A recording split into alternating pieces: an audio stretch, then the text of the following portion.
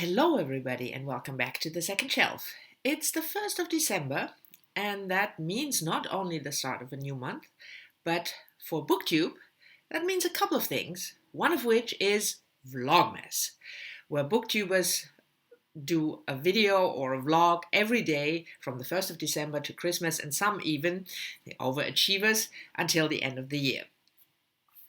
I'm not participating in Vlogmas. I don't know how to vlog. I wouldn't know what kind of videos I would make every day. But Sean, from Sean the Book Maniac, came up with the idea to create a tag, a Vlogmas-Tag, and he kindly asked me to help. So together we created the Vlogmas-Tag. And that's not a tag only for people who participate in Vlogmas. Neither Sean nor I participate. But it's a nice and easy tag if you participate in Vlogmas and you are looking for videos to make. And for the rest of you, it's just a way of kind of participate in Vlogmas anyway. There are 7 prompts, one for each letter of the word Vlogmas. So let's get started. Oh, and one thing I forgot, I leave a link to Sean's channel down below because we each make a separate video of the tag. So please check out his answers and his version of the tag through the link below. Okay, now really enough with the preliminaries. As I said, this is a nice and easy tag, 7 prompts, one for each letter of the word Vlogmas. And the first is V is for Voyage, a book that involves travel. And for this prompt, I chose Jay Chang's The Wongs versus the World, which was published in 2006. This was a debut novel. Jay Chang is a Chinese-American author, and I really enjoyed the book, and I think it deserves more attention than it got back at the time when it was published. It centers around a Chinese-American family with the patriarch Charles being an immigrant from China, and when he came to America, he became a really successful businessman in the cosmetics imperium. But most of the money is gone due to the financial crisis in the 2008 following years. So he decides to travel through the country, pick up his son and his daughter, try to reunite the family, and to find a way out of this mess. So the road trip is the first travel in the book. But Charles also wants to travel back to China to find his roots. So there are 2 kinds of travels involved in the book. I, like I said, really enjoyed this debut novel. I thought the family dynamics was wonderful. Charles is maybe not a likable, but a lovable character. And the writing is good. It's a witty story, but also with, enough depth about immigration, about success, about family. And like I said, I think this book deserves much more attention. So here you go. It's a perfect Christmas read, The Wongs versus the World. Prompt number 2. L is for LGBTQ+. Recommend a favorite book or author. And I chose a favorite book / favorite author in one. And the book is Radcliffe Hall's The Well of Loneliness, first published in 1928. It's about Stephen. Radcliffe Hall was a British writer, so it's set in England. And the main character, Stephen, is a brash woman who loves fencing and riding and who loves women. It's about her life and her relationship with a certain woman. And when it was first published in 1928, it was immediately banned because of obscenity, because, hey, women loving women. That's obscene, isn't it? And when it was republished, it's now a modern classic, one of the most famous lesbian love stories. And for our modern taste, it's very subtle. I mean, there is no explicit sex in the book, but I love the writing. I love this a modern classic look at lesbian love. So if you haven't read it, I can certainly highly recommend it. Prompt number 3. O is for Oldie but Goldie, a book that you've read a long time ago and that holds a special place in your heart. And for this prompt, I chose a book by French author Colette. I think it's her most famous novel, Chérie, first published in 1920. And I'll leave a link to the English translation by Roger Senhouse down below. I read the book in the German translation when I was a teenager. It's a story about an aging courtesan in Paris and her young playboy lover, a man half her age, who is nicknamed Chérie. It's a very tender but also sad story, and I read it when I was, like I said, in my early teens, 13, 14, something like that, because it was in my mother's bookcase. And I remember it, or it holds a special place in my heart, because, spoiler alert, this is a sad story and it doesn't end well. And when I started reading adult fiction, I would go through my mother's bookcase and pick a book, and the first question at that age would always be, does it have a happy ending? Because when I was very young, I just couldn't stand books that didn't have a happy ending. I was such a child. And anyway, this is a sad book with not really a happy ending, and it's the first one that I remember reading knowing that it wouldn't end well. And I loved the book, and I must have reread it a gazillion times, 20, 30, 40 times. And yeah, it's just has a special place. If you haven't read it, please try it. Colette is a very interesting writer, I think, turn of the century France, who first published under the name of her husband, but became finally, thankfully, a successful writer in her own right. Prompt number 4. G is for gift. Share some anecdotes about good and bad book gifts, given or received. You take your pick. And I have to say, I hardly ever give books as a gift unless I know that the receiver wants a certain book. Then I'll do it, because I'm very hesitant to give books, because it's such a personal experience to read. So I'm always hesitant, and I don't know whether a certain book that I love, then the other one, the receiver feels obliged to read it and maybe doesn't like it. So I'm very hesitant, and receiving books, I think, is the same. I mean, I had some great book gifts. The last one was from Sean, the book maniac. I talked about it already many, many times, that he sent me books from Japan, but he doesn't expect me to love the books. So it's not, there's no pressure.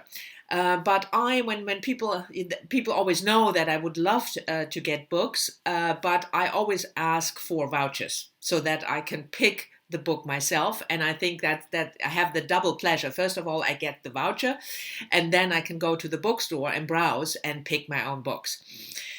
Anyway, I don't have that many particular anecdotes to share, but that's my take on giving or receiving books. I'm especially interested in those of you who are not making videos to answer the question down below, how you deal with giving or receiving books.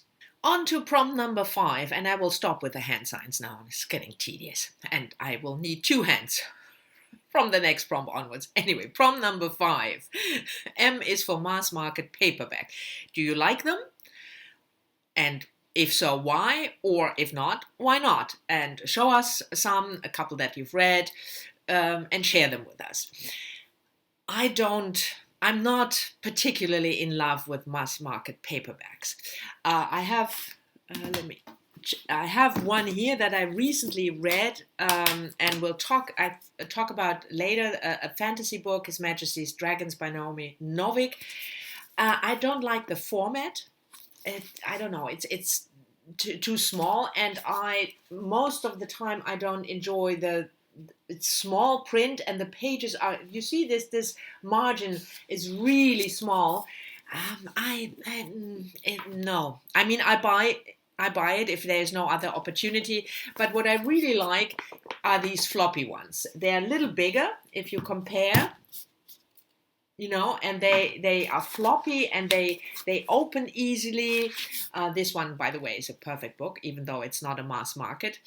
Passing by Nella Larson, about black women passing for white because their skin color is so light.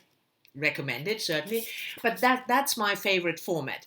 And the mass market paperback, too small, and it doesn't, no, not my cup of tea. Prompt number 6. A is for all in the family. Whether you come from a family of readers or not, tell us all about it. You probably already guessed from my answer to an earlier prompt, the Oldie but Goldie, Colette's Chérie, which I took from my mother's bookcase, that my mother was a reader, and she introduced me to reading and books. When I think of my mother, who is still alive, she's almost 90, she can't read that much anymore because of her eyesight. It's too strenuous to read for longer stretches. But I see her, in the evening or the weekends, sitting in her chair beneath the reading lamp, reading a book. That's the picture of my mother that I have in my mind.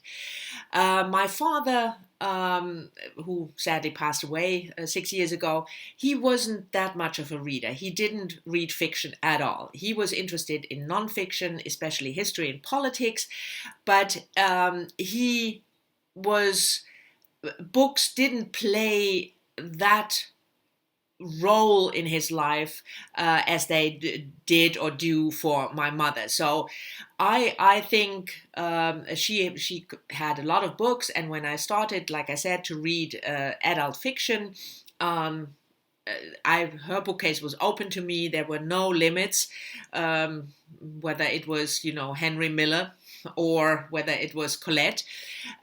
So I really enjoyed having this sort of private library introducing me to adult fiction. My mother read a lot of translated fiction, France, but also from Eastern Europe and Russian authors, Pasternak, Tolstoy, Chekhov. Those were all authors that I met for the first time through my mother's bookcase, it was fantastic. She's, like I said, she's still reading, but unfortunately not as much anymore.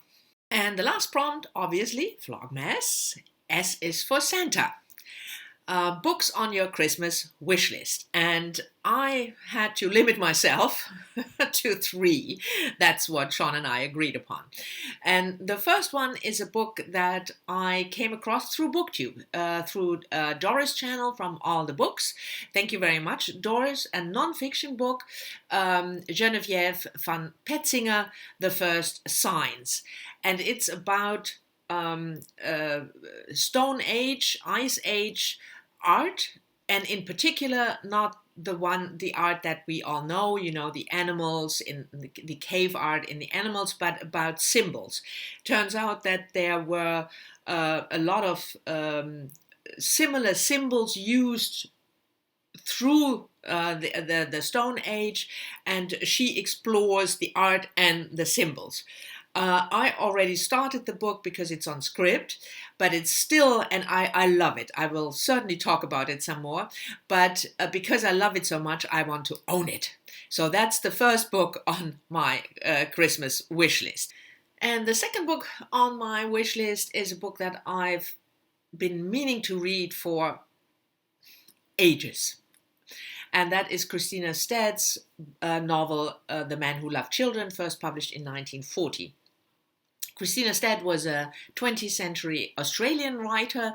She died in 1983, and this book is her most famous book. It's about a dysfunctional family. A father, Sam Pollitt, who loves his children, or at least that's what he thinks, but he is, smothering them. So anyway, that's the premise of the book. I think I first heard about this book decades ago, and it has been on my to-read list ever since. And thankfully, in January, I will do a buddy read with Kathy from Grim Reads and Sharon from Sharon Go Forth, two wonderful booktubers. And finally, so because we will read the book together in January, I will buy it for Christmas. Yeah. And the third and final book that I picked for my Christmas wish list is Barbara Kingsolver's latest novel, Unsheltered. And if you're following my channel, you will know that I know that Barbara Kingsolver is loved by so many. Many of my friends, my booktuber friends, really love her. And I've read a couple of books by her, The Lacuna, Poisonwood Bible. And they were, it didn't grab me the way her books grabbed other readers. And I want to give it one final try with her latest novel. And if this is, again, only an okay read, then I will have to just accept the fact that Barbara Kingsolver will not be one of my beloved favorite authors, but I'm stubborn, so I still want to try. Hence, Unsheltered is on my Christmas wish list. So these were all the 7 prompts of the original Vlogmas-Tag. Thank you, Sean, for coming up with the idea and letting me participate to doing this tag together with you. The only thing left, of course, is tagging people. And Sean and I decided to divide it up, that he would tag female booktubers and I would tag male booktubers. And I spent quite some time making a whole list of all the male booktubers that I know. And then I decided, no, I'm not going to do that. First of all, I'm lazy, yes, but that was not the main reason. The main reason was that I'm so afraid that I will forget somebody. And then I will feel bad and the person will feel bad. So no, I'm not going to do that. Every male booktuber, please consider yourself tagged. I hope you're going to do this tag. And I will make one exception. I will take one male booktuber specifically, and that's Steve Donahue. Because even though he is a male booktuber, he will feel left out if he is not tagged explicitly. So Steve, you're tagged. Anyway, this was the Vlogmas-Tag original tag. Thank you very much for watching. I hope you've enjoyed it. I'm looking forward to your comments as always, and I'll see you all soon in the next one. Bye-bye.